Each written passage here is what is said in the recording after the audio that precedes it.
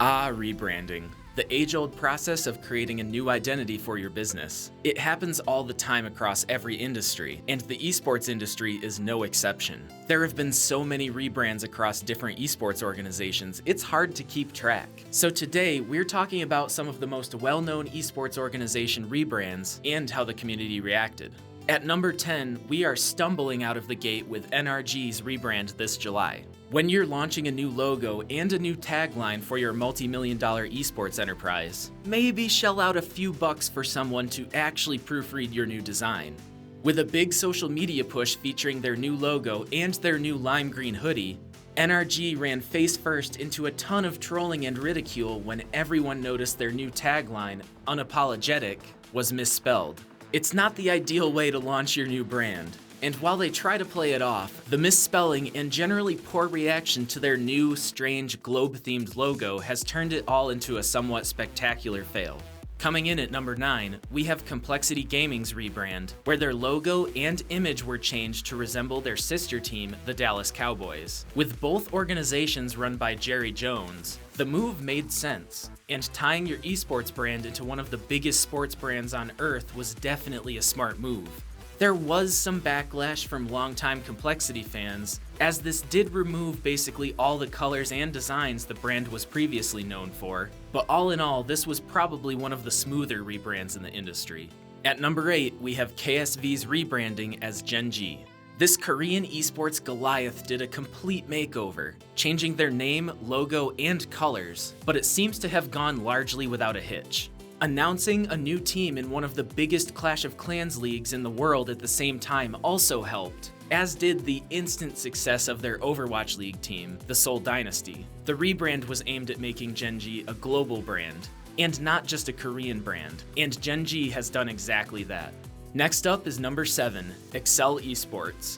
While they may have kept their name, Excel got rid of everything else during their rebrand, even their team rosters in League of Legends. Excel also timed it to match their buying of a slot in the brand new League European Championships, so the hype around the brand was at an all-time high when this rebrand took place. Fans seem to really enjoy the new colors and design, and the brand has definitely grown since all the changes took place. So we'd have to chalk this one up as another successful rebrand. Number 6 is the big Dignitas rebrand. When one of the best-known esports organizations announces a rebrand, their fans get worried. Luckily, Dignitas wound up doing what they called a brand refresh. They kept their iconic colors and just dropped the team from their old name, Team Dignitas. Their logo was the biggest overhaul, going from their old alien head design to a completely new owl-based logo that would look at home on a Premier League team.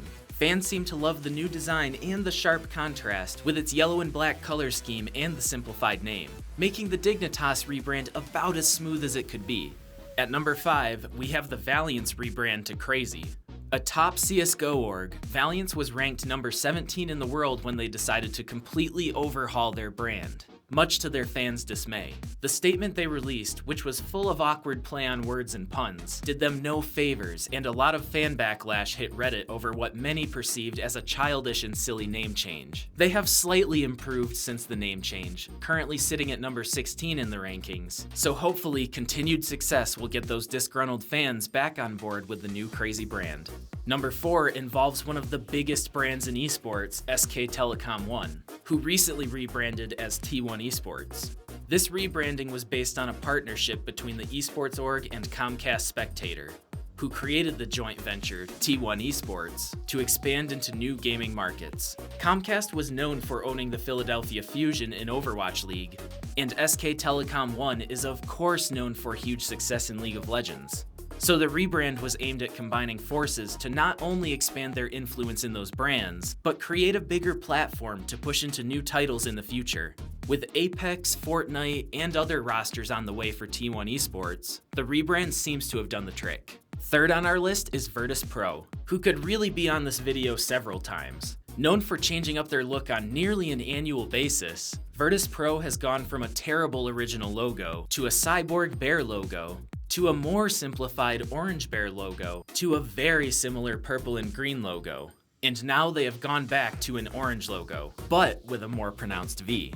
At this point, Virtus fans just expect the org to change their look on any given day. So while it may not be the most drastic redesign on our list, you have to give Virtus Pro points for the sheer number of times they have redesigned their own logo. If you like the current Virtus Pro logo, buy that jersey now, because odds are there will be a different version on sale any day now. In the second spot, we have the rebrand of Heroic. Much like NRG, Heroic may have wanted to hire a proofreader before they launched a huge social media push with a video that had the phrase, "But hero is not a noun, it's a verb."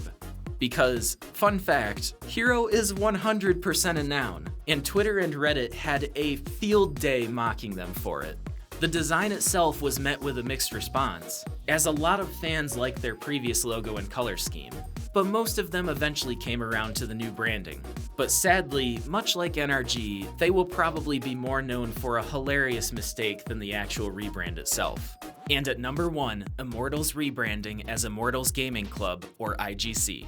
Happening on the heels of Immortals buying a matchmaking platform called Gaming Club and $30 million in fundraising, the rebrand not only worked their new acquisition into their name, it gave them an umbrella under which the orgs they ran could be separate operations. The original Immortals teams had actually fallen out of a few pro leagues or just disbanded in some cases, so the rebrand allowed IGC to buy other orgs like MIBR or Optic to fill the void left by their own teams, while rosters under the Immortals banner still played in other games. The rebrand basically turned IGC into a super org, comprised of several smaller individual orgs. While those acquisitions after the rebrand left a lot of hurt feelings, the rebrand itself was a huge step for Immortals to becoming a dominant force in the current esports scene. And that's our look at some of the biggest esports rebrands.